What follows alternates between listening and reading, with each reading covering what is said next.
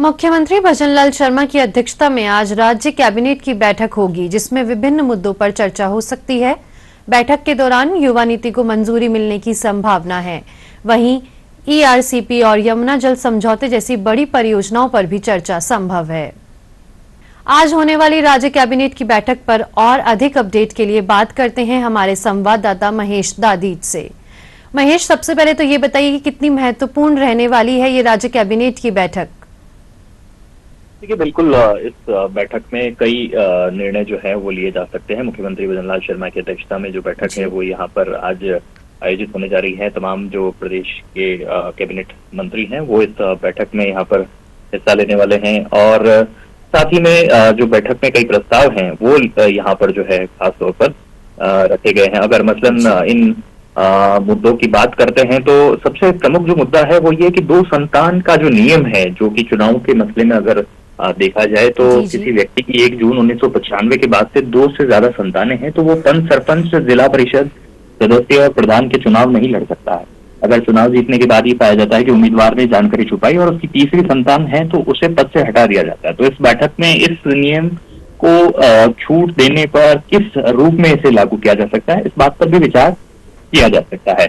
जो सूत्रों की माने तो इस बैठक में एक महत्वपूर्ण मुद्दा युवा नीति को लेकर के भी आ सकता है। और युवा नीति क्योंकि युवाओं को लेकर के खास तौर पर राज्य सरकार है वो बहुत फोकस कर रही है। भले ही युवाओं को रोजगार, कौशल विकास की बात हो या फिर उद्यमिता से सशक्त बनाने की बात हो, तो इस पर उनका जो है खास तौर पर फोकस नजर आया है।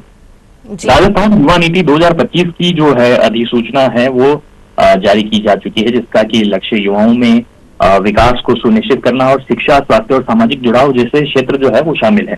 वहीं इस बैठक में सौर ऊर्जा को लेकर के कि भू आवंटन जो होना है उस मसले पर भी चर्चा की जा सकती है कि किस तरह से बिजली के क्षेत्र में जो प्रदेश है वो उत्तरोत्तर बढ़ोतरी कर रहा है और सौर ऊर्जा में राजस्थान ने काफी तरक्की की है। इस लिहाजा सौर ऊर्जा में भू आवंटन को लेकर के किस तरह की जो चर्चा है वो आज यहाँ पर बैठक में हो सकती है। तो विभिन्न प्रस्ताव ऐसे हैं जो आज राज्य सरकार के जो कैबिनेट बैठक है उसमें लाए जा सकते हैं, जो आम जन से प्रदेश के विकास के लिहाज से महत्वपूर्ण माने जाते हैं। जी, इसके अलावा क्या यमुना जल समझौते पर और ईसीआरपी पे भी बात होने की संभावना है?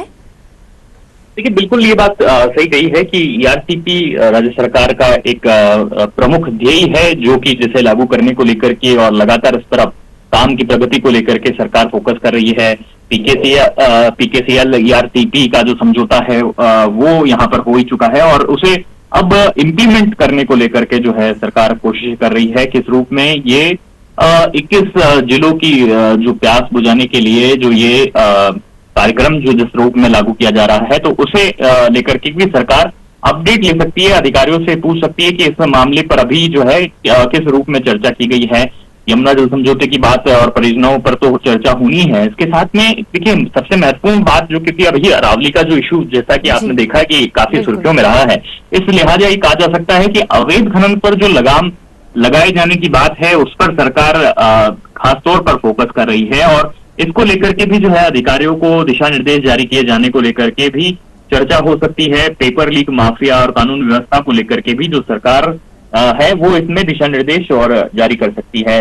रिफाइनरी को लेकर के भी चर्चा होने की बात जो है वो इसमें आ रही है। साथ ही सेवा नियमों में संशोधन से जुड़े हुए मामले भी जो है वो इस बैठक में रखे जा सकते हैं। जी, बहुत बहुत धन्यवाद हमसे ये जानकारी साझा करने के लिए।